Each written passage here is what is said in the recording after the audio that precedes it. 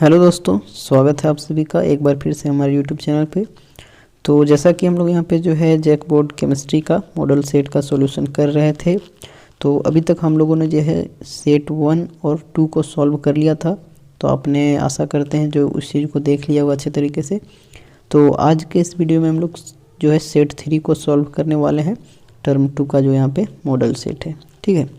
तो चलिए यहाँ पे इस चीज़ को हम लोग स्टार्ट करते हैं अपना सॉल्यूशन को, और ज़्यादा से ज़्यादा आप इस चीज़ को शेयर कर दीजिएगा ताकि आप लोगों के दोस्तों को भी इस चीज़ के बारे में पता चल जाए और यहाँ से वो सॉल्यूशन देख के अपना जो है मॉडल सेट को सॉल्व कर ले, ठीक है। तो चलिए यहाँ पे जो है सेक्शन 1 के साथ हम लोग जो है इस चीज़ को स्टार्ट करते हैं, और बस आप लोग ज़्यादा से ज़्यादा इस चीज़ को शेयर ज़रूर करना। तो जैसा कि आपको पता है कि सेक्शन ए हमारा जो है 1 मार्क्स के लिए है, ठीक है। तो चलिए इस चीज़ को सॉल्व करते हैं। तो फर्स्ट क्वेश्चन यहाँ पे पूछा गया है कि calculate the order of a reaction का ऑर्डर पूछा गया है which has the rate expression, जिसमें रेट एक्सप्रेशन भी आपका जो है गिवन है। जैसा कि आपको पता है कि ऑर्डर जो होता है किसी भी रिएक्शन का वो हम लोग एक्सपेरिमेंटली पता करते हैं, और किसके बेसिस पर, जो रेट लॉ दिया हुआ रहता है उसके एक्सप्रेशन के आधार पर, ठीक है। तो बेसिकली यहाँ पे आपको जो है रेट लॉ एक्सप्रेशन दिया गया है, तो इसी के आधार पर आप लोगों को जो है ऑर्डर ऑफ रिएक्शन कैलकुलेट करना है, ठीक है। ये चीज़ समझ में आ रहा है। तो यहाँ पे रेट दिया गया है कि रेट इक्वल टू जो आपका के यहाँ पे रेट कांस्टेंट मोलर कंसंट्रेशन, ये उसका जो ऑर्डर यहाँ पे 2 एक कुछ इस तरीके से दिया है पावर में, और बी का यहाँ पे कुछ नहीं दिया, जिस बेसिकली वहाँ पे 1 हिडन है, ठीक है। तो जैसा कि आपको पता है कि ऑर्डर ऑफ रिएक्शन जो हम लोग निकालते हैं, तो ऑर्डर किस तरीके से निकालते हैं, जो यहाँ पे रेट एक्सप्रेशन होता है उसके जो मोलर कंसंट्रेशन वहाँ पे जो भी उसके रिएक्टेंट का दिया हुआ रहता है उसके पावर में जो होता है उसका सम हम लोग करते हैं। तो यहाँ पे पावर में इसमें 2 है, इसमें 1 है, ठीक है। तो 2 + 1 करेंगे तो 3 आ जाएगा, इसलिए हमारा जो ऑर्डर ऑफ रिएक्शन हो जाएगा वो कैसा हो जाएगा, थर्ड ऑर्डर हो जाएगा, ठीक है। ये चीज़ समझ में आ रहा है। अगला यहाँ पे देख सकते हैं पूछा गया था कि राइट 1 एप्लीकेशन ऑफ एडजॉर्प्शन का यहाँ पे एक एप्लीकेशन, उसका उपयोग पूछा गया है कि उसका यूज कहाँ हो सकता है, उसका क्या एप्लीकेशन है, ठीक है। तो यहाँ पे इसका जो यहाँ पे आंसर होगा कि removal of colouring matter from solution से जो हो कलरिंग मैटर जो होता है, कलरिंग मैटर उसको रिमूव करने में ये चीज़ जो है काम आता है, ठीक है। तो ये आपका जो है एडजॉर्प्शन का एक एप्लीकेशन था। अगला यहाँ पे पूछा गया है कि right the oxidation number of copper इन कुछ इस तरीके से कॉम्प्लेक्स जो CuNH3 का होल 6 और बाहर में यहाँ पे Cl3 है। तो इसमें जो है कॉपर का पूछा गया था ऑक्सीडेशन नंबर। तो आप जब इस चीज़ को हम लोग सॉल्व करेंगे तो कुछ इस तरीके से सॉल्व करेंगे। कॉपर का हमें निकालना है इसलिए हमने उसको x मान लिया है, और NH3 का 0 होता है 0 × 6, और Cl का जो है -1 होता है। यहाँ पे 3 Cl है तो 3 × -1, और इक्वल टू में यहाँ पे हमेशा 0 होता है। ये चीज़ आपको पता है। जब आपको ये चीज़ सॉल्व कीजिएगा x + 0 × 6 तो हमारा 0 आ जाएगा, और 3 × -1 तो -3 हो जाएगा इक्वल टू 0। तो ये जो है 3 जब इधर जाएगा तो वही चीज़ यहाँ पे x = +3 आ जाएगा। ये चीज़ आपको समझ में आ रहा है, ठीक है। फिर आगे यहाँ पे पूछा गया था अगला क्वेश्चन कि right the IUPAC name of, यहाँ पे एक कंपाउंड गिवन है CH3CH double bond CH CH2OH, ये आपका कंपाउंड है। इसके लिए आपको जो है IUPAC नेम लिखना है, ठीक है। तो यहाँ पे क्वेश्चन में देख के ही जितना हम लोग अभी तक जो है सेट को सॉल्व किए तो वहाँ से समझ में आ रहा है कि एक IUPAC नेम आपका जो है कन्फर्म है कि आपको एग्जामिनेशन में पूछा जाएगा। वो आपका किसी भी चैप्टर से हो सकता है, आपके टर्म 2 के सिलेबस के हिसाब से, जैसे एमीन चैप्टर से हो सकता है, एल्डिहाइड कीटोन कार्बोक्सिलिक एसिड, ये दोनों चैप्टर में से किसी में से यहाँ पे हो सकता है, या फिर अपने हिसाब से वो दे दिया जा सकता है, क्योंकि आपने जो है पीछे एल्कोहल फिनोल ईथर भी ये सब चैप्टर भी पढ़ा है, तो उसके आधार पर भी यहाँ पे दे दिया जा सकता है। मतलब IUPAC नेम आपका 1 नंबर में यहाँ पे फिक्स है कि ये क्वेश्चन आ जाएगा, ठीक है। तो यहाँ पे कुछ इस तरीके से ये जो कंपाउंड दिया गया था उसमें अल्कीन भी और यहाँ पे अल्कोहल, ये चीज़ को तो आप लोग देख रहे हैं। तो जब इस तरीके का यहाँ पे नेमिंग आता था तो उसको मतलब किस तरीके से करते थे, तो इसका जो नेम होगा वो कुछ इस तरीके से हम लोग जो है इस चेन को देख रहे हैं, क्योंकि डबल बॉन्ड इसमें अवेलेबल है। तो इधर से OH का जो है पोजीशन वो कम में आ रहा है, 1 2 3 4, ठीक है। तो 4 कार्बन का यहाँ पे चेन बन रहा है, इसलिए हम लोग ब्यूट लिखे हैं।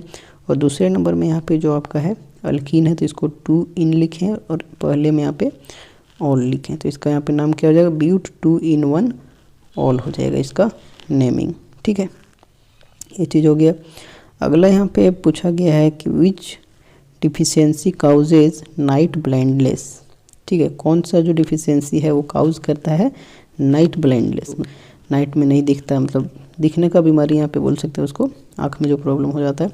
तो यहाँ पे जो वो चीज़ है, ठीक है, तो ये विटामिन ए की डिफिशियंसी के कारण यहाँ पे नाइट ब्लाइंडनेस होता है। ये चीज़ आपको समझ में आ रहा होगा, आपने इस चीज़ को बहुत ही अच्छे तरीके से बहुत पहले से ये चीज़ आप जो है जनरल नॉलेज में भी ये चीज़ बहुत ही ज़्यादा पूछा जाता है। ठीक है, ये चीज़ हो गया। अगला यहाँ पे पूछा गया है कि right any one use of PVC. PVC का कोई एक जो है यूज यहाँ पे पूछा गया है। ठीक है, तो पीवीसी आप लोग जानते ही होंगे कि पीवीसी क्या होता है। पीवीसी बेसिकली होता है पॉलीविनाइल क्लोराइड, इसका फुल फॉर्म होता है। आपने पॉलीमर चैप्टर में इस चीज़ को पढ़ा होगा। तो बेसिकली यहाँ पे पीवीसी का एक यूज पूछा गया है। तो जैसा कि आपको पता है कि पीवीसी का यूज बहुत सारी चीज़ों में होता है, जैसे आपने पीवीसी पाइप भी सुना होगा, पीवीसी वायर वगैरह सुना होगा। ठीक है, तो ये चीज़ यहाँ पे है इसके बारे में। तो यहाँ पे हम लोग एक कोई भी यूज अपना लिख सकते हैं। तो यहाँ पे हमने लिखा है कि इन वायर्स, ठीक है, जो तार होता है उन सभी में, and other electrical product as good insulating material. या जो होता है गुड इंसुलेटिंग मटेरियल होता है, जिससे आपको जो करंट वगैरह ना लगे, इसके कारण इस चीज़ को पीवीसी जो है यहाँ पे मटेरियल से किया जाता है। ठीक है, एक गुड इंसुलेटिंग मटेरियल होता है। ठीक है, तो वायर्स में होता है, इलेक्ट्रिकल प्रोडक्ट कोई भी चीज़ है उसमें हो सकता है। ठीक है, पीवीसी पाइप्स वगैरह भी आता है। तो ये चीज़ आपका हो गया इसमें। अगला यहाँ पे पूछा गया है कि give one example of analgesic. ठीक है, एनाल्जेसिक के बारे में आपने पढ़ा है, उस पर यहाँ पे पूछा गया है कि उसका एक एग्जांपल लिखिए। तो इसका जो है एनाल्जेसिक का एग्जांपल क्या हो जाएगा, नेप्रोक्सेन। ठीक है, ये चीज़ आपका एग्जांपल हो जाएगा। ठीक है, तो कुछ इस तरीके से 7 क्वेश्चन थे हमारे, जो कि यहाँ पे वेरी शॉर्ट आंसर टाइप में दिया गया था, जो कि 1 वर्ड में आप इस चीज़ को लिख सकते थे। ठीक है, 1 मार्क्स का ये क्वेश्चन था। तो चलिए आगे बढ़ते हैं। और आपने पिछले वीडियोज़ को नहीं देखा है, जैसे कि सेट 1 सेट 2, तो उसको भी जाके आप लोग देख लीजिए, सारा वहाँ पे अच्छे तरीके से किया गया है। ठीक है, तो अब हम लोग जो है सेक्शन बी की ओर बढ़ते हैं, जिसमें 3 मार्क्स का यहाँ पे पूछा जाएगा।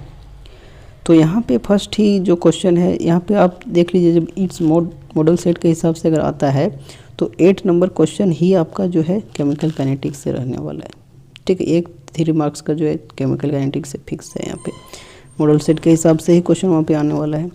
तो यहाँ पे पूछा गया कि calculate the half life period. ठीक है, जिसको हम लोग बोलते हैं टी हाफ, इस चीज़ के बारे में आपने सुना होगा। Of a first order reaction whose rate constant is 200 per second. ठीक है, फर्स्ट ऑर्डर रिएक्शन है, उसके लिए हाफ लाइफ पीरियड पूछा गया है, जिसमें रेट कांस्टेंट कितना दिया गया, 200 per second. Basically rate constant के दिया गया है। ठीक है, तो जैसा कि आपने पढ़ा होगा चैप्टर में कि फर्स्ट ऑर्डर रिएक्शन के लिए जो टी हाफ होता है उसका फॉर्मूला क्या होता है, उसका फॉर्मूला आपने पढ़ा होगा कि t half equal to 0.693 by k. वहाँ पे जो कांस्टेंट है, जब आपने उस चीज़ के इंटीग्रेटेड लॉ को अच्छे तरीके से देखा होगा, नेक्स्ट मॉडल सेट में हम लोग जो है इंटीग्रेटेड, उसका जो है इंटीग्रेट करके जो फॉर्मूला वगैरह आता है उसको हम लोग देखेंगे। तो उसमें आप लोगों को अच्छे से समझ में आ जाएगा कि कहाँ से फॉर्मूला आया था। बेसिकली उसमें भी फर्स्ट ऑर्डर का दिया हो तो अच्छे तरीके से वहाँ पे हो जाएगा। तो यहाँ पे जो टी हाफ का फॉर्मूला आपका 0.693 डिवाइडेड बाई के आता है इसका फॉर्मूला। तो यहाँ पे के का वैल्यू जो है 200 पर सेकेंड दिया गया है। तो यही चीज़ हमने लिखा है। एग्जामिनेशन में आपको इसी तरीके से लिखना है, गिवन दैट जो भी दिया है उसको लिखना है। के आपका दिया है 200 पर सेकेंड, टी हाफ आपको जो है कैलकुलेट करना है। और हम लोग जैसा कि जानते हैं कि for first order reaction t half equal to 0.693 divided by k, ये चीज़ आपने पढ़ा होगा। अब यहाँ पे हम लोग क्या करेंगे, सीधा सीधे जो के का वैल्यू है उसको हम यहाँ पे पुट कर देंगे। ठीक है, 0.693 डिवाइडेड बाई 200। जब आप इसको पूरी सॉल्व करोगे अच्छे से, ठीक है, तो आपका जो आंसर कुछ इस तरीके से 3.465 इंटू 10 का पावर -3 सेकेंड आ जाएगा। क्योंकि पर सेकेंड नीचे यहाँ पे था तो ये चीज़ ऊपर जाएगा तो सेकेंड में हो जाएगा। ठीक है, तो ये चीज़ को आप लोग जो है कैलकुलेट भी कीजिएगा, ऐसा नहीं कि मैंने यहाँ पे छोड़ दिया तो आप लोग भी छोड़ दीजिएगा, अच्छे से कैलकुलेट कीजिएगा। ठीक है, तो यहाँ पे अब अगला क्वेश्चन की तरफ बढ़ते हैं। तो ये क्वेश्चन तो हो गया। ठीक है, तो अब 9th नंबर क्वेश्चन में पूछा गया है कि एक्सप्लेन द फॉलोइंग टर्म्स। कुछ टर्म यहाँ पे दिया गया है, उसको एक्सप्लेन करना है। तो फर्स्ट यहाँ पे दिया गया है डायलिसिस। ठीक है, जिसको हिंदी में अपोहन कहा जाता है। आपने जो है क्लास 10th या फिर 9th नहीं, बेसिकली आपने 10th में ही इस चीज़ को पढ़ा है। ठीक है, 10th में आपने इस चीज़ को पढ़ा होगा, अपोहन किसको कहते हैं। तो उस चीज़ को हम लोग नहीं देखते। अब यहाँ पे फिर से जो है हम लोग इस चीज़ को देख लेते हैं कि डायलिसिस क्या होता है उस चीज़ को, क्योंकि बहुत सारे लोग जो है हिंदी मीडियम से उस टाइम पढ़े थे, लेकिन अभी इंग्लिश मीडियम में है, तो थोड़ा बहुत इंग्लिश से भी उसको जानना ज़रूरी है। तो इस डायलिसिस क्या होता है कि it is a method of purification of colloid. यह जो होता है मेथड होता है कोलॉइड के प्यूरिफिकेशन का, and process of removing the dissolve impurities from colloid. और प्रोसेस भी होता है जिसमें जो डिजॉल्व इम्प्योरिटीज़ होता है कोलॉइड में, उसको हम लोग रिमूव करते हैं बाय मीन्स ऑफ डिफ्यूज़न। ठीक है, डिफ्यूज़न के द्वारा विथ सूटेबल मेम्ब्रेन। ठीक है, थ्रो वहाँ पे सूटेबल कुछ सूटेबल मेम्ब्रेन होता है, उसके द्वारा वहाँ पे हम लोग उस चीज़ को जो है क्या करते हैं, रिमूव करते हैं। फिर से देखिए कि यह मेथड होता है प्यूरिफाई करने के लिए कोलॉइड को, जिसमें यह प्रोसेस जो है उसमें क्या होता है कि डिजॉल्व इम्प्योरिटीज़ जो होता है कोलॉइड में, उसको रिमूव करते हैं कुछ सूटेबल मेम्ब्रेन के द्वारा। ठीक है, ये चीज़ यहाँ पे डायलिसिस होता है। नेक्स्ट यहाँ पे पूछा गया था टिंडल इफ़ेक्ट, जिसको हम लोग टिंडल प्रभाव भी कहते हैं। ठीक है, तो टिंडल इफ़ेक्ट को बताने से पहले एक चीज़ आपने देखा होगा, कभी कभी आपके घर जो बेसिकली जो मिट्टी के घर होते थे, जिसमें हम लोग जिसको खपरा का घर बोलते थे, खपड़ा का घर हम लोग आप लोग सुने ही होंगे, है ना। तो उसमें कभी कभी आपने देखा होगा कि कहीं पे ऊपर जो है जिसको हम लोग छानी बोलते हैं, तो आप लोग सुने होंगे कि छानी, तो उसमें वहाँ पे जो बेसिकली क्या है कि ऊपर का पार्ट जो होता है जिसमें खपड़ा वहाँ पे लगाया जाता है, तो उसमें कभी कभी क्या होता है कि नीचे कहीं पे आपको जो है आप अंधेरा रूम में उस चीज़ को जो है फील किए होंगे कि वहाँ पे जो है आप अच्छे तरीके से देखेंगे कहीं भी एक छोटा सा भी छेद अगर ऊपर में कहीं दिखे तो सूर्य का रोशनी जो है वहाँ से भी क्या होता था, पास हो जाता था, और उसमें कुछ जो पार्टिकल्स आपको जितना भी आपके वायुमंडल में जो भी धूलकण वगैरह था, उस चीज़ को आप अच्छे तरीके से देखते हो कि अजीब टाइप का दिखता होगा, मस्त लगता होगा देखने में, है ना। तो वही चीज़ टिंडल इफेक्ट यहाँ भी उसी तरीके से होता है। ठीक है, तो ये चीज़ वहाँ पे बस आपने उसको छोटे क्लासेस में भी, क्लास 9th में भी उस चीज़ को ऑब्जर्व किया होगा जब आपने पढ़ा होगा। फिर यहाँ पे है कि when an intense beam of light, ठीक है, when an intense beam of light मतलब कोई भी जो है बीम ऑफ लाइट आके अचानक से जो पड़ता है, is pass through a lyophilic colloids. ठीक है, तो यहाँ पे वो चीज़ सॉल्यूशन में देखने को मिल रहा था, वहाँ पे तो वो चीज़ आपको जो है सराउंडिंग में देखने को मिला, लेकिन यहाँ पे इसको सॉल्यूशन से जो है कन्वर्ट करके यहाँ पे सीखना है। तो वही चीज़ है कि when an intense beam of light is passed through a lyophobic colloid. ठीक है, लायोफोबिक कोलॉइड से अगर जब पास करता है, then the light is scattered by the particle of dispersed phase. जो डिस्पर्स फेज होता है उसके पार्टिकल के द्वारा लाइट क्या होता है, स्कैटर कर जाता है।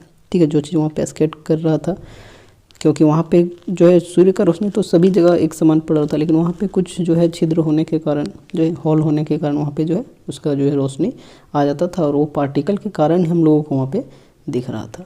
ठीक है, तो कोई भी चीज़ हम लोग कहाँ कब देखते हैं, जब उसके पास लाइट होता है ना। ये चीज़ आपने फिजिक्स में भी पढ़ा होगा।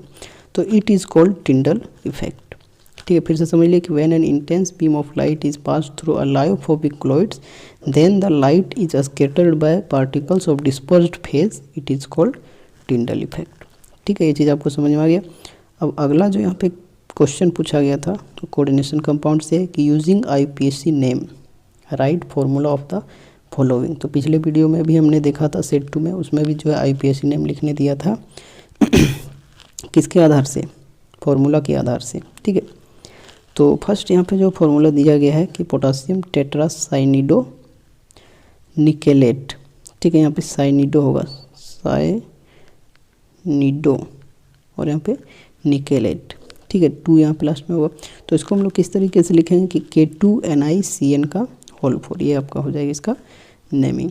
अगला यहाँ पे है कि hexa amine cobalt 3 sulphate, hexa amine cobalt 3 sulphate, ये चीज़ दिया गया। तो इसका हम लोग लिखेंगे कि CONH3 का होल 6 हो जाएगा, इसका पूरे का होल 2 हो जाएगा, और SO4 होल 3 हो जाएगा। ठीक है, ये चीज़ यहाँ पे हो गया। अगला यहाँ पे है कि टेट्रा कार्बोनिल निकेल 0, ये चीज़ जो है पिछले वीडियो में भी हमने देखा था, वहाँ भी तो दिया गया था सेट 2 में, और इसमें भी ये चीज़ रिपीट कर दिया गया। तो हो सकता है इस क्वेश्चन का आने का संभावना हो, कुछ भी हम लोग बोल सकते हैं। तो यहाँ पे हो जाएगा Ni जो निकेल है CO का होल 4, कार्बोनिल बेसिकली जो यहाँ पे दिया गया। ठीक है, तो ये चीज़ हो गया। अब यहाँ पे जो है अगले क्वेश्चन की तरफ बढ़ते हैं। तो अगला क्वेश्चन पूछा गया था कि right the product of the following reaction. यहाँ पे जो रिएक्शन दिया गया उसका प्रोडक्ट। तो रिएक्शन क्या था कि C6H5NH2 plus NaNO2 plus HCl 0 से 5 डिग्री सेल्सियस यहाँ पे टेम्परेचर था। तो यहाँ पे एक करके प्रोडक्ट बनेगा। फिर ये जो प्रोडक्ट बनेगा उसको जो हम लोग CuCN के साथ करेंगे तो यहाँ पे B प्रोडक्ट बनेगा। फिर यहाँ जो B है उसको H2 और निकेल के साथ करेंगे तो C प्रोडक्ट बनेगा। तो यही जो A, B और C है तो यही प्रोडक्ट यहाँ पे लिखना है आप लोगों को, ठीक है। तो इस चीज़ को हम लोग सॉल्व करते हैं। तो यहाँ पे क्या होगा कि जब एनिलीन को Na, Na2 और HCl के साथ 0 से 5 डिग्री सेल्सियस में जब हम लोग इसको रिएक्ट करते हैं तो यहाँ पे कुछ इस तरीके से बेंजीन डाइजोनियम क्लोराइड बना देता है, बेसिकली C6H5N2 प्लस और Cl माइनस। तो ये हमारा जो है ए प्रोडक्ट बन गया, ठीक है। अगला यहाँ पे उसी को बोला था CuCN के साथ। तो जब CuCN के साथ बेंजीन डाइजोनियम क्लोराइड को जब रिएक्ट करेंगे तो यहाँ पे कुछ इस तरीके से बनेगा C6H5 और Cn बनेगा, ठीक है। ये चीज़ यहाँ पे हो गया B। तो ए प्रोडक्ट मिल गया है, बी प्रोडक्ट मिल गया है। अब आगे बोला गया कि H2 और निकेल के साथ करेंगे। तो आपको पता है कि H2 और निकेल के साथ करते हैं तो वहाँ पे क्या होता है, उसका रिडक्शन होता है। तो जब उसको हम लोग करेंगे तो कुछ इस तरीके से बेंजाइल एमीन जो है बना देगा, मतलब C6H5CH2NH2। तो एनिलीन से यहाँ पे आपको जो अगर आपको बेंजाइल एमीन भी बनाना है तो ये आपका जो है कन्वर्जन एक तरीके से हो गया, ठीक है। तो यहाँ पे वही चीज़ जो है H2 और निकेल, इसको मैं क्या किया कि CH2 आके ऐड कर दिया और कुछ इस तरीके से बेंजाइल एमीन बन गया। तो यही ओवरऑल जो था आपका। तो यहाँ से ए प्रोडक्ट आया और यहाँ बी आया और यहाँ पे ये चीज़ सी आ गया। तो इस तरीके के क्वेश्चन जो है कभी कभी देखने को मिल जाते हैं। तो इसमें जो है आपको सभी चीज़ जो है रिएजेंट का पता होना चाहिए कि यहाँ से यहाँ क्या बनता है, फिर इससे क्या होता है, ठीक है। तभी आपका जो इस टाइप का क्वेश्चन बन जाए, क्योंकि आगे फर्दर आपको दिया जा सकता है। जैसे कि यहाँ पे टेम्परेचर का बात किया गया, फिर यहाँ पे CuCN दे दिया। तो आपको ये चीज़ तो पता होना चाहिए। सबसे पहले अगर आप यहाँ से जो है ए में गए तो ये चीज़ आपको मिला। अब आपको बेंजीन डाइजोनियम क्लोराइड से जो है CuCN का रिएक्शन पता होना चाहिए, तभी आप इस चीज़ को जो है आगे कर सकते हो। तो चैप्टर पे कमेंट बनाइएगा, तभी ऑर्गेनिक आप अच्छे तरीके से कर सकते हो, नहीं तो आगे दिक्कत हो सकता है, ठीक है। तो ये 11 नंबर क्वेश्चन हो गया। अब जो है यहाँ पे हम लोग देखेंगे अगला क्वेश्चन 12th नंबर। बोला है कि डिफाइन द फॉलोइंग, ठीक है। कुछ यहाँ पे टर्म है उसको डिफाइन करना है। जैसे कि फर्स्ट यहाँ पे है कि पेप्टाइड लिंकेज। पेप्टाइड लिंकेज को जो है आपको क्या करना है, डिफाइन करना है। तो पेप्टाइड लिंकेज क्या होता है, कहता है peptides are amide formed by the condensation of NH2 group. Peptide क्या होते हैं, एमाइड होते हैं। जो कैसे बनता है, condensation of NH2 group of 1 alpha amino acid, ठीक है। जब 1 अल्फा एमिनो एसिड का NH2 ग्रुप के साथ कंडेंसेशन करते हैं with the COOH group of another amino acid, ठीक है। जो अनदर एमिनो एसिड है उसके COOH ग्रुप के साथ, ठीक है, थ्रो CONH लिंकेज। तो वहाँ पे CONH लिंकेज बनता है और यही जो लिंकेज है इसी को हम लोग पेप्टाइड लिंकेज कहते हैं। तो ये चीज़ यहाँ पे एग्जाम्पल से समझ में आएगा। तो सबसे पहले एग्जाम्पल देखते हैं। तो एग्जाम्पल कुछ इस तरीके से यहाँ पे आप लोग देख सकते हैं कि कुछ इस तरीके से ये जो है ग्लाइसिन, ठीक है, H2NCH2COOH जो हमारा ग्लाइसिन है उसको यहाँ पे एलानिन के साथ जो है किया गया है रिएक्शन। तो ये भी यहाँ पे जो है क्या चीज़ है, कुछ इस तरीके से जो आपका एमिनो एसिड है, दोनों यहाँ पे एमिनो एसिड है, ग्लाइसिन भी एमिनो एसिड, एलानिन भी एमिनो एसिड। तो इन दोनों को जब यहाँ पे रिएक्ट किया गया है तो कुछ इस तरीके से यहाँ से वाटर जो है रिमूव हो जाता है और इस तरीके से इन दोनों के बीच लिंकेज हो जाता है यहाँ से, ठीक है। और वही जो CONH का यहाँ पे जो ये लिंकेज है इसी को हम लोग क्या कहते हैं, पेप्टाइड लिंकेज कहते हैं। मतलब दो एमिनो एसिड जब आपस में मिलता है तो आप इस तरीके से देख सकते हैं, जिसमें 1 अल्फा एमिनो एसिड होता है उसका NH2 ग्रुप और दूसरा जो एमिनो एसिड उसका COOH ग्रुप। देख सकते हैं आप लोग अल्फा एमिनो एसिड का NH2, यहाँ पे आप लोग देखिए इसका कुछ इस तरीके से NH2 यहाँ पे था और दूसरा जो यहाँ पे उसका COOH था। तो इन दोनों के बीच यहाँ पे रिएक्शन हुआ है, ठीक है, यही ना चीज़ है। तो वहाँ से हमारा जो है पेप्टाइड लिंकेज बन जाता है और इसको हम लोग ग्लाइसिन कहते हैं और ये एलानिन है। तो जब दोनों मिक्स करके यहाँ पे बनता है तो इसका नाम क्या रहता है, ग्लाइसाइल एलानिन, जिसको हम लोग GLY और हाइफन दे के AL इस चीज़ का शॉर्ट फॉर्म में लिखते हैं। कभी कभी इस टाइप के नाम दे के ये जो आपका शॉर्ट फॉर्म इसी को भी पूछा जाता है, तो आप लोग इस चीज़ को ध्यान में रखिएगा, ठीक है। जितना भी वहाँ पे होगा तो उसको आप लोग जो है एक बार रीड कर लीजिएगा। ठीक है, अगला यहाँ पे पूछा गया है कि डीनेचुरेशन ऑफ प्रोटीन। ठीक है, प्रोटीन का डीनेचुरेशन किसको कहते हैं? कहता है कि a process that changes the physical and biological properties of proteins. ठीक है, प्रोसेस होता है जो चेंज करता है फिजिकल और बायोलॉजिकल प्रॉपर्टी किसका? प्रोटीन का, without affecting the chemical composition of a protein. ठीक है, उसके किसी भी केमिकल कंपोजिशन को अफेक्ट किए बिना उसके फिजिकल और बायोलॉजिकल प्रॉपर्टीज़ को जहाँ पे चेंज करता है। ठीक है, उसी को हम लोग डीनेचुरेशन ऑफ प्रोटीन कहते हैं। जैसे कि यहाँ पे आप लोग देख सकते हैं कर्डिंग ऑफ मिल्क, तो वो चीज़, तो उसका फिजिकल चेंज जो चेंज कर देता है। तो फिजिकल चेंज बेसिकली हम लोग कह सकते हैं कि जैसे उसका पीएच वैल्यू में जो है अंतर देखने को आपको मिल सके। इसका जो एग्जाम्पल होगा कर्डिंग ऑफ मिल्क, जिसमें यहाँ पे पीएच का चेंज पाया जाता है। ठीक है, तो ये आपका था डीनेचुरेशन ऑफ प्रोटीन। ठीक है, अगला क्वेश्चन यहाँ पे पूछा गया था कि right any two differences between thermosetting plastic and thermoplastics. ठीक है, क्वेश्चन में आपको जो है थर्मोप्लास्टिक यहाँ पे आगे पीछे देखने को मिल जाएगा, क्योंकि मैंने जो यहाँ पे जब लिखा है तो थोड़ा ये चीज़ जो है वहाँ पे आपको मॉडल सेट में पहले लिखा होगा और इसी बाद में, तो उससे कोई मैटर नहीं करता है। बाकी बात आपका आंसर जो है मैंने उसी तरीके से कर दिया है। ठीक है, तो थर्मोप्लास्टिक्स और थर्मोसेटिंग प्लास्टिक में यहाँ पे क्या डिफरेंस है और उसका कुछ एग्जांपल के साथ उसको बोला गया है। ठीक है, करना तो एक तरफ तो हमारा थर्मोप्लास्टिक्स हो जाएगा, एक तरफ हमारा थर्मोसेटिंग प्लास्टिक हो जाएगा। ठीक है, तो इसको हम लोग सॉल्व करते हैं। कहता है कि it is the polymer which can be easily softened repeatedly on heating and hardened on cooling and used again and again. फिर से देखते हैं इसी को। कहता है थर्मोसेटिक प्लास्टिक जो यह एक पॉलीमर होता है जिसको हम लोग इजीली जो है सॉफ्टेन मतलब उसको थोड़ा कोमल कर सकते हैं रिपीटेडली ऑन हीटिंग। जब उसको बार बार लगातार हम लोग रिपीटेडली वहाँ पे जब हम लोग उसको हीट करेंगे तो वो क्या होता है, सॉफ्ट हो जाता है। एंड हार्डनेड ऑन कूलिंग, और जैसे ही उसको कूल करते हैं वैसे वहाँ पे क्या हो जाता है, ठंडा हो जाता है। मतलब गर्म करते हैं तो वहाँ पे बहुत ही सॉफ्ट हो जाता है और इसको ठंडा करते हैं तो बहुत ही ज़्यादा हार्ड हो जाता है। और यही चीज़ जो है इसको यहाँ पे हम लोग कह सकते हैं कि इसको यूज अगेन एंड अगेन कर सकते हैं, क्योंकि उसको सॉफ्ट किया जा सकता है, हार्ड किया जा सकता है। ऐसा नहीं कि एक बार उसको सॉफ्ट किए तो सॉफ्ट ही रह जाएगा, वैसा कुछ नहीं है। ठीक है, तो उसको हम लोग अगेन एंड अगेन यूज़ भी कर सकते हैं। जैसे कि एग्जांपल की बात की जाए पॉलीथीन, तो आपने पॉलीथीन को देखा है। आप कोई भी पॉलीथीन लीजिए, उसको अगर आप जो है हीट कर दोगे तो वो पूरा जाएगा, कैसा हो जाएगा, कोमल हो जाएगा, मतलब एक तरीके से पिघलने लगेगा। लेकिन फिर जब जैसे जैसे ठंडा हो तो एक जगह जो है हार्ड हो जाएगा। ठीक है, तो यही आपका थर्मोप्लास्टिक्स था। ठीक है, अगला यहाँ पे थर्मोसेटिंग प्लास्टिक्स। क्या है थर्मोसेटिंग प्लास्टिक? कहता है it is the polymer which undergo permanent change on heating. ठीक है, यह पॉलीमर होता है जो जब उसमें हीट करते हैं तो उसके जो है चेंज में जो है परमानेंट चेंज आ जाता है। मतलब कहने का है कि बिकम अगर हार्ड है तो हार्ड ही रह जाएगा, infusible on heating and cannot soften again, और फिर से वह दोबारा जो है सॉफ्ट नहीं होगा। जैसे कि अगर बात की जाए बेकेलाइट।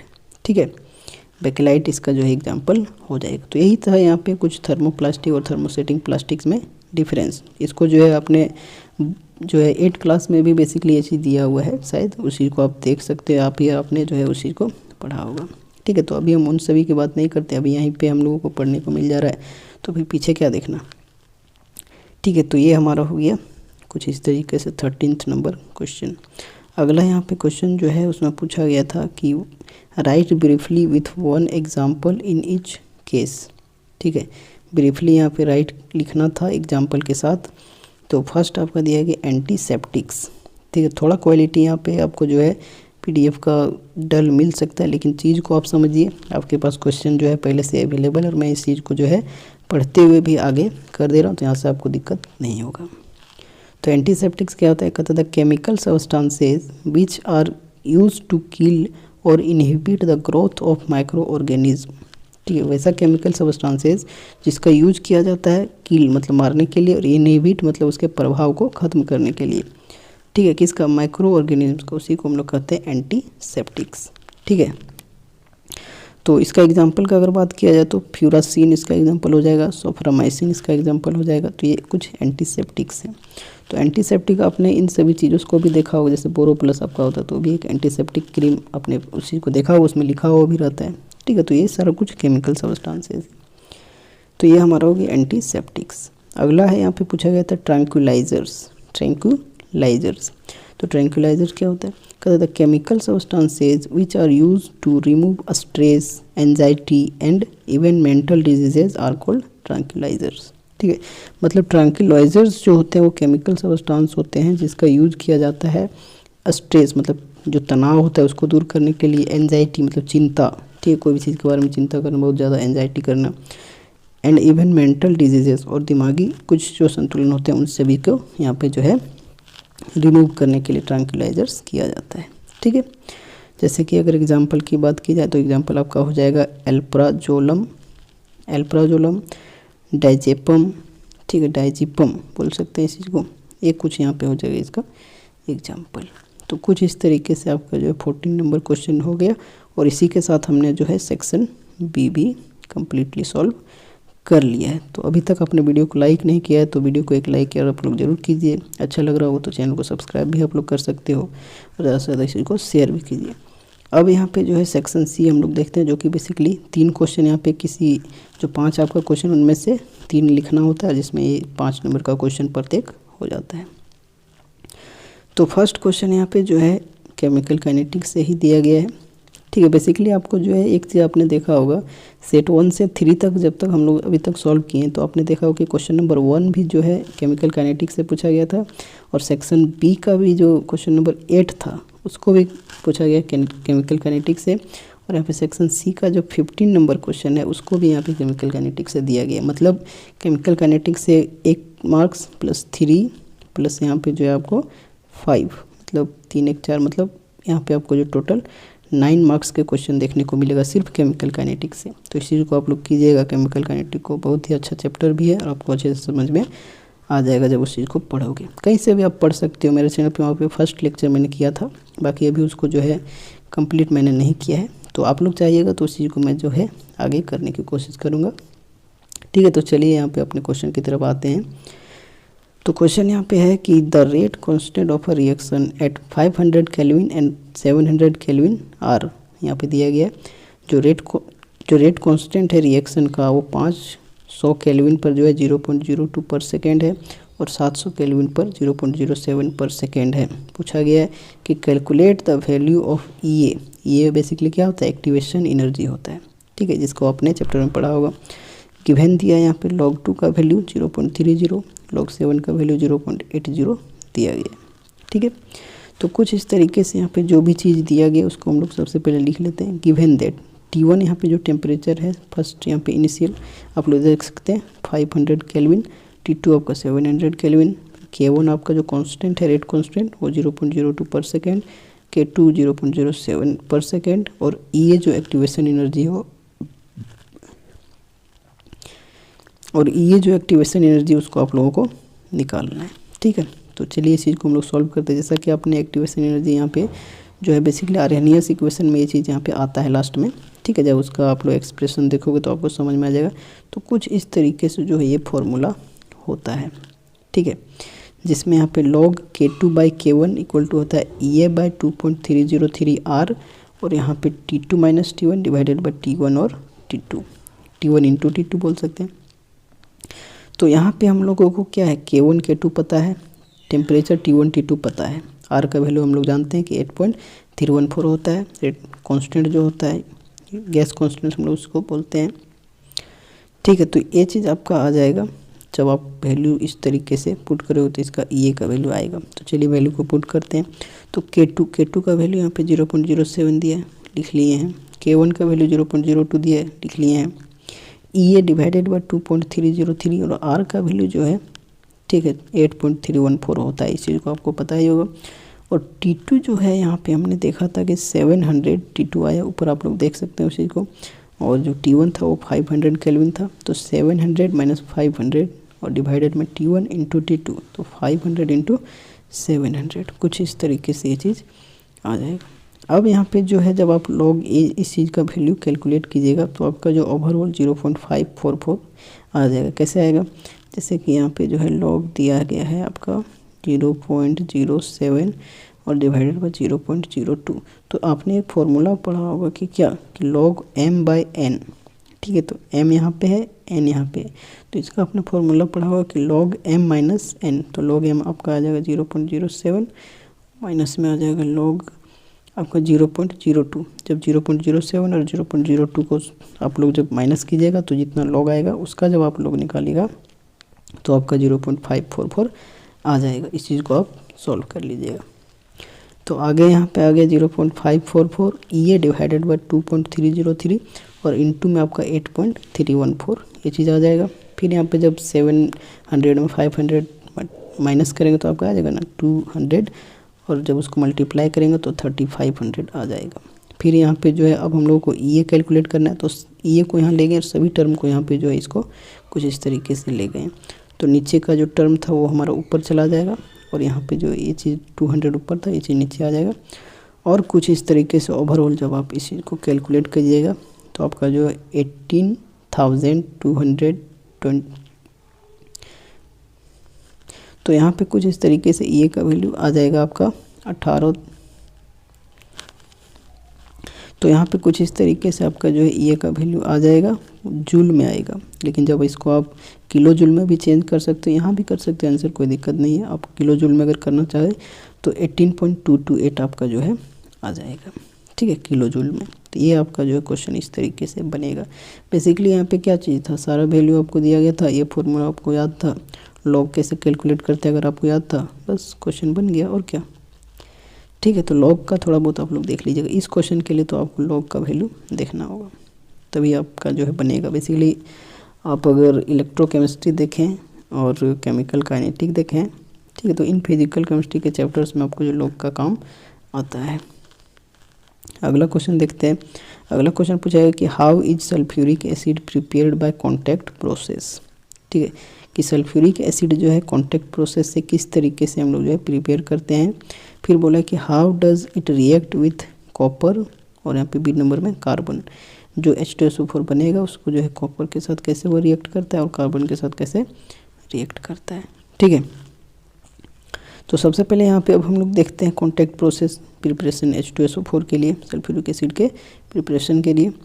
तो यहाँ पे क्या होता है कि जो कॉन्टैक्ट प्रोसेस में है कुछ स्टेप है, वहीं से हमारा जो H2SO4 का जो है मैन्युफैक्चर होता है, ठीक है। तो यहाँ पे लिखा है कि the process involve the following steps, जो प्रोसेस वो कुछ स्टेप्स को फॉलो करता है, जिसमें फर्स्ट स्टेप है आपका preparation of sulphur dioxide. Basically आपने देखा होगा कि H+O2 SO2 बनता है, ठीक है। तो यहाँ पे जो है कुछ इस तरीके से भी SO2 बनता है और यहाँ पे जब Fe2 और 11O2, मतलब बेसिकली O2 को किया गया है, H2 और O2 मिलाएंगे तो SO2 बनेगा। तो उसी तरीके से FeS2 जो आयरन पायराइट है उसमें जब O2 हम लोग उसको करेंगे एडिशन तो यहाँ पे Fe2O3 और यहाँ पे SO2 बनेगा। तो ये फर्स्ट स्टेप था आपका जिसमें सल्फर डाइऑक्साइड का प्रिपरेशन होता है। ये चीज़ आपको याद रखना है। FeS2 आयरन पायराइट इसको कहते हैं, 1 मार्क्स में पूछा जा सकता है। फिर यहाँ पे दूसरा जो स्टेप है उसमें बोला गया कि oxidation of sulphur dioxide into sulphur trioxide, जो यहाँ पे सल्फर डाइऑक्साइड बना था, ठीक है, उसका वहाँ पे ऑक्सीडेशन किया जाएगा सल्फर ट्राइऑक्साइड में। तो यहाँ पे SO2 और O2 के साथ करेंगे, V2O5 यहाँ पे कैटलिस्ट के रूप में काम करेगा और यहाँ पे SO3 बनेगा और इसको हम लोग ओवरऑल बैलेंस कर दिए हैं, ठीक है। तो ये आपका जो है फर्स्ट स्टेप और सेकेंड स्टेप था। फर्स्ट स्टेप में SO2 सल्फर डाइऑक्साइड का प्रिपरेशन, सेकेंड स्टेप में जो यहाँ पे सल्फर डाइऑक्साइड बना है उसका ऑक्सीडेशन करेंगे किसमें, सल्फर ट्राइऑक्साइड में। अगला जो स्टेप है उसमें क्या होता है कि absorption of sulphur trioxide into 98% of H2SO4 to form oleum. Oleum यहाँ पे बनेगा। क्या चीज़ है, फिर से देखिए इसी को कि जो 98% H2SO4 है उसका एब्जॉर्प्शन जब सल्फर ट्राइऑक्साइड में करेंगे, ठीक है, तो वहाँ से हमारा जो ओलियम फॉर्म होगा, मतलब SO3 प्लस H2SO4 इसका कितना 98%, तब जाके H2S2O7 बनेगा जिसको हम लोग ओलियम कहते हैं, ठीक है। तो ये तीसरा स्टेप था। अब जो है लास्ट स्टेप यहाँ पे डाइल्यूशन करेंगे ओलियम का वाटर में, तब जाके हमारा जो है सल्फ्यूरिक एसिड बन जाएगा। तो H2S2O7 प्लस H2O, तब जाके हमारा जो फाइनली सल्फ्यूरिक एसिड का जो है फॉर्मेशन हो जाएगा, ठीक है। तो ये कुछ 4 स्टेप थे, यहीं पे आप इसी को कहते हैं हम लोग contact process of preparation H2SO4 का, ठीक है। फर्स्ट स्टेप में प्रिपरेशन करना सल्फर डाइऑक्साइड का, सेकेंड में ऑक्सीडेशन उसका जो सल्फर डाइऑक्साइड का सल्फर ट्राइऑक्साइड में, फिर सल्फर ट्राइऑक्साइड का 98% H2O के साथ वहाँ पे एब्जॉर्प्शन करके ओलियम बनाएगा, फिर डाइल्यूशन करेंगे ओलियम का वाटर के साथ, तब जाके हमारा सल्फ्यूरिक एसिड का फॉर्मेशन हो जाएगा। फिर आगे यहाँ पे रिएक्शन और भी पूछा गया था कि जो H2SO4 बना उसको हम लोग कॉपर के साथ और C2 मतलब कार्बन उसके साथ किस तरीके से हम लोग जो है रिएक्शन कराएंगे। तो अब हम लोग वहाँ पे रिएक्शन देखते हैं। तो वही चीज़ लिखा गया है कि रिएक्शन ऑफ जो हमारा H2SO4 बना है विथ, ठीक है, तो फर्स्ट यहाँ पे कॉपर के साथ है। तो H2SO4 का जब कॉपर के साथ हम लोग रिएक्शन करते हैं तो CuSO4 कॉपर सल्फेट और SO2 और H2O बन जाता है। ये आपका रिएक्शन है। दूसरा यहाँ पे था कि कार्बन के साथ H2SO4 का किस तरीके से होगा। तो यहाँ पे H2SO4, यहाँ पे कार्बन, तो इसको जब हम लोग सॉल्व करेंगे, ठीक है, तो SO2 बनेगा, CO2 बनेगा और H2O बनेगा। तो ये कुछ इस तरीके से जो क्वेश्चन नंबर 16 आपका था, ठीक है। ये चीज़ आपको आशा करते हैं समझ में आ गया होगा। स्टेप बाय स्टेप इसलिए सारा चीज़ मैंने लिख दिया है। और यहाँ से कॉन्टैक्ट प्रोसेस से जो है एग्जामिनेशन में आता है, बहुत बार एग्जामिनेशन में पहले भी आ चुका है। अब क्वेश्चन नंबर 17 की बात करते हैं कि draw the structure of the following compounds. कुछ कंपाउंड दिया गया, उसका आपको स्ट्रक्चर ड्रॉ करना है। तो आपने सेट 1 से लेकर अभी 3 तक देख ही लिया कि यहाँ पे जो है स्ट्रक्चर ड्रॉ करने का क्वेश्चन जो है आपको पूछा ही जाएगा। तो आपको यहाँ से बहुत ही ईजी होगा अगर आप इन सभी को स्ट्रक्चर अगर याद रख लेते हो, इसको प्रैक्टिस कर लेते हो, तो सीधा सीधा आप 5 मार्क्स यहाँ से ला सकते हो सिर्फ स्ट्रक्चर बना के। आप कुछ भी नहीं करोगे, नाम वगैरह भी नहीं लिखोगे तो कोई दिक्कत नहीं है। सिर्फ अगर ये फ़ोटो आप इस चीज़ को बना दीजिएगा तो आपका काम हो जाएगा, ठीक है। तो चलिए उस चीज़ को देखते हैं। तो फर्स्ट यहाँ पे H2S2O8, ठीक है, H2S2O8 इसका यहाँ पे स्ट्रक्चर पूछा गया। तो कुछ इस तरीके से जो है H2S2O8 का स्ट्रक्चर होता है। इसका नाम होता है परऑक्सो डाइसल्फ्यूरिक एसिड। नाम क्या होता है? Peroxo disulphuric acid. तो ये इसका स्ट्रक्चर था। आगे यहाँ पे देख सकते हैं XeO3 का स्ट्रक्चर पूछा गया है। तो XeO3 का स्ट्रक्चर किस तरीके से होगा। तो यहाँ पे ये जो है स्ट्रक्चर आपको दिखाया गया है और ये जो है पिरामिडल होता है, ठीक है। तो ये हो गया XeO3। अगला यहाँ पे पूछा गया है XeOF4। XeOF4 का स्ट्रक्चर कुछ इस तरीके से है। तो हमने पिछले वीडियोज़ में XeF4 का भी देखा था। यहाँ पे Xe सिर्फ यहाँ पे O आ गया है, ठीक है। O सिर्फ अगर हटा दिया जाए तो XeF4 का बन जाएगा और सिर्फ यहाँ पे O लिख के इस तरीके से यहाँ पे बन जाएगा। तो ये जो होता है स्क्वायर पिरामिडल शेप का होता है, ठीक है। अगला जो यहाँ पे है 4th नंबर, उसमें पूछा गया SF4 का स्ट्रक्चर। तो इसको हम लोगों ने बना दिया। ये जो है सीसॉ टाइप का होता है, ये चीज़ हो गया।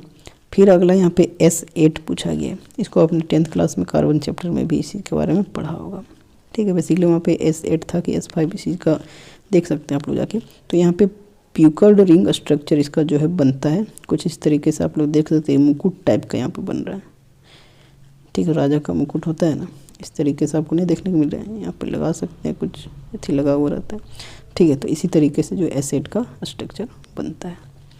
तो ये कुछ स्ट्रक्चर था। आप लोग इस चीज़ को बस प्रैक्टिस कर लीजिएगा तो आपको जो है जितना भी स्ट्रक्चर यहाँ पे दिखाया गया उसी के अंदर आपका जो है आ जाएगा, ठीक है। अभी तक बेसिकली अगर सभी को कंबाइन करें तो हमने 15 जो है स्ट्रक्चर, लगभग 15 स्ट्रक्चर को हमने देख लिया है। तो आप समझ सकते हो कि उनमें से कुछ ना कुछ तो आ ही जाएगा, ठीक है। अब जो है हम लोग मॉडल सेट के लास्ट छोर में आ गए हैं, एकदम लास्ट जो है स्टेज में आ चुके हैं। क्वेश्चन नंबर 18 को हम लोग जो है यहाँ पे सॉल्व करेंगे। तो बोला गया कि right short notes on the following, ठीक है। शॉर्ट नोट्स जो है फॉलोइंग में लिखना है। क्या चीज़ है? Hofmann bromamide degradation reaction. Basically आपने एमीन चैप्टर में इसी को पढ़ा होगा। तो क्या होता है हॉफमैन ब्रोमामाइड डिग्रेडेशन रिएक्शन? कहता है व्हेन अ प्राइमरी अमाइड, जब एक प्राइमरी अमाइड को हीट करते हैं, is heated with NaOH solution and Br2, ठीक है। किसके साथ? NaOH सॉल्यूशन के साथ और Br2 के साथ, to form a lower primary amine. तब जाके जो प्राइमरी अमाइड है वो लोअर प्राइमरी एमीन जो है फॉर्म कर देता है। और इसी रिएक्शन को हम लोग क्या कहते हैं? हॉफमैन ब्रोमामाइड रिएक्शन कहते हैं, डिग्रेडेशन रिएक्शन कहते हैं। जैसे कि यहाँ पे जो है कुछ इस तरीके से यहाँ पे प्राइमरी अमाइड है, ठीक है। और यहाँ से जो है प्राइमरी एमीन बना है। ये एक लोअर प्राइमरी एमीन है, ठीक है। तो ये क्या चीज़ है यहाँ पे? प्रोपेनामाइड। इसका नाम क्या है? प्रोपेनामाइड। इसको NaOH प्लस O2 Br2 के साथ हीट किए तब जाके इथाइलेमिन बना दिया। यही हमारा है हॉफमैन ब्रोमामाइड डिग्रेडेशन रिएक्शन, ठीक है। चलिए आगे बढ़ते हैं। अगला यहाँ पे है कपलिंग रिएक्शन। कपलिंग रिएक्शन क्या होता है? कपल मतलब दो चीज़ों को आपस में मिल जाना। कहता है when benzene diazonium chloride reacts with phenol in which the phenol molecule at its para position, जो फिनोल मॉलिक्यूल है उसके पैरा पोजिशन में कुछ इस तरीके से कपल्ड कर जाता है with the diazonium salt to form para hydroxy azobenzene. क्या बनाता है? पारा हाइड्रोक्सी एजोबेंजीन। उसी को हम लोग और इस टाइप के रिएक्शन को हम लोग जो है कपलिंग रिएक्शंस कहते हैं। ठीक है, जैसे कि यहाँ पे देख सकते हैं कुछ इस तरीके से बेंजीन डाइजोनियम क्लोराइड था, इसको फिनोल के साथ रिएक्ट करते हैं तो पैरा में यहाँ पे हाइड्रोजन देखने को मिल रहा है, तो ये इसके साथ क्या करता है? कपल कर जाता है। ठीक है, कपल कर जाता है। यहाँ से जो है HCl आपका जो है बेसिकली एक तरीके से कह सकते हैं कि H2O यहाँ पे बाहर आता है, Cl माइनस आपका आता है, और यहाँ पे ये चीज़ जो है इसके साथ कपल कर जाता है कुछ इस तरीके से। ठीक है, पैरा हाइड्रोक्सी एजोबेंजीन, इसी को हम लोग ऑरेंज डाई भी कहते हैं। ठीक है, जब आप लोग आगे पढ़ोगे ग्रेजुएशन वगैरह में तो वहाँ पे डाई के बारे में आप लोगों को और भी आगे डिटेल में पढ़ना है, तो आप इस चीज़ को देख सकते हैं। यही आपका जो है कपलिंग रिएक्शन था। ठीक है, अब हम लोग आगे यहाँ पे एक और दिया गया केनी-जारोज रिएक्शन। केनी-जारोज रिएक्शन के बारे में पूछा गया, तो ये सारे क्वेश्चन जो आपको प्रीवियस जो है जैक बोर्ड के वहाँ भी देखने को मिल जाएगा, तो इससे भी क्वेश्चन आते हैं, आपको इसको जो है करना चाहिए।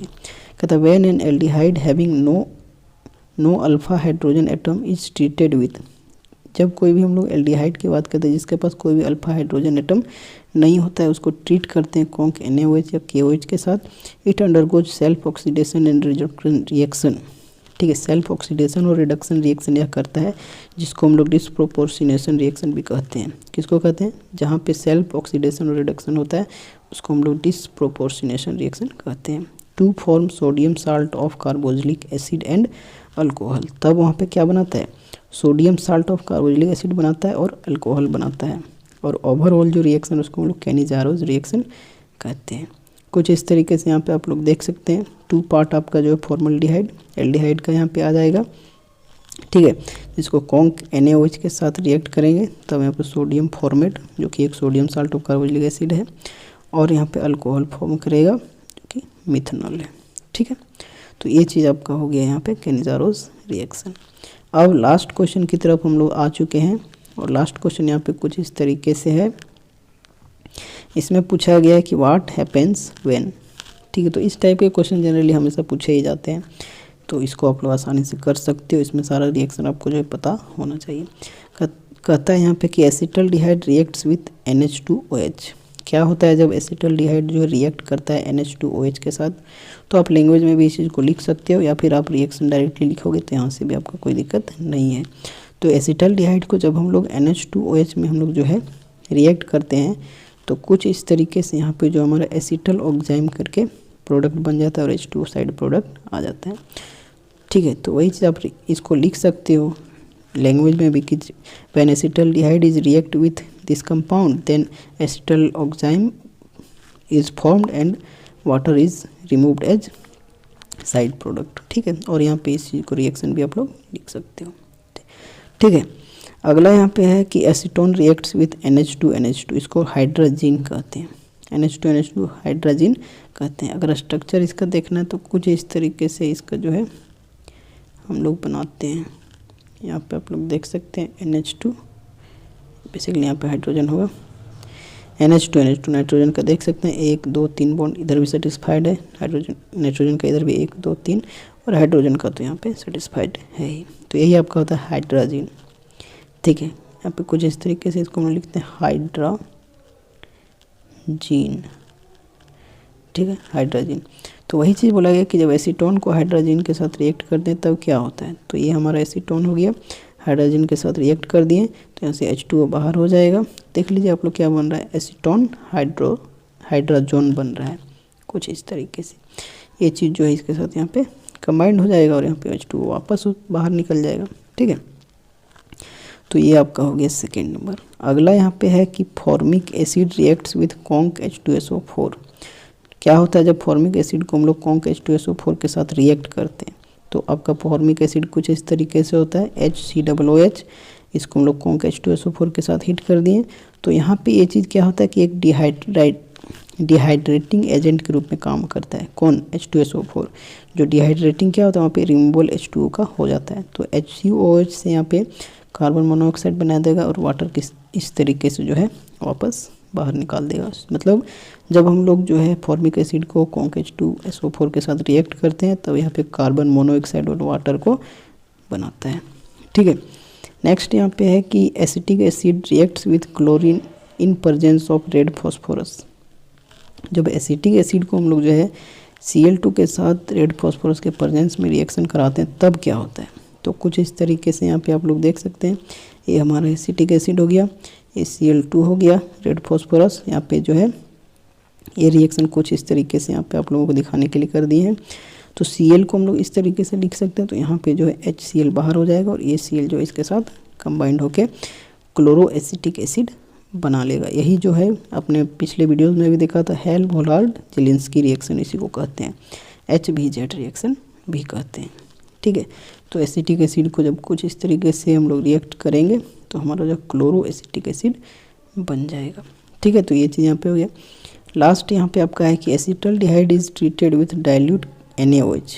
जब एसिटल्डिहाइड को हम लोग डाइल्यूट NaOH के साथ रिएक्ट करते हैं तब क्या बनता है, तो यहाँ पे जो है 2 मॉलिक्यूल होते हैं एसिटल्डिहाइड के, वो जब डाइल्यूट NaOH के साथ तो यहाँ पे एल्डोल कंडेंसेशन रिएक्शन ये चीज़ होता है, तो एसिटल्डिहाइड जो है आपका 3 हाइड्रोक्सी ब्यूटेनॉल में कन्वर्ट हो जाएगा। मतलब यहाँ पे जो है 2 एसिटल्डिहाइड कुछ इस तरीके से रिएक्शन करते हैं, ये H यहाँ पे O के साथ जाके और आपका इस तरीके का प्रोडक्ट बना देता है। ठीक है, तो ये आपका था एक एल्डोल कंडेंसेशन का एक रिएक्शन हो जाता है। चलिए, तो यहाँ पे हम लोगों ने जो है अच्छे तरीके से सारा चीज़ सॉल्व कर लिया है सेट 3 का। बहुत ही अच्छे तरीके से आपको भी समझ में आया होगा, बहुत ईजिली तरीके से हमने इस चीज़ को जो आपके साथ प्रेजेंट किया है। ठीक है, तो वीडियो पसंद आ रहा हो तो वीडियो को लाइक कीजिए, चैनल सब्सक्राइब नहीं किए होंगे तो और भी वीडियोस देखने के लिए चैनल को सब्सक्राइब भी कीजिए और ज़्यादा से ज़्यादा इस चीज़ को शेयर कीजिए। और बहुत ही जल्द यहाँ पे अपने सेट 4 के साथ मिलेंगे। अब बेसिकली अब 2 सेट बचा है तो उसको भी हम लोग जल्द से जल्द जो है सॉल्व कर लेंगे और फिर चलिए इस चीज़ को देखते हैं। यहाँ तक आप सभी का धन्यवाद।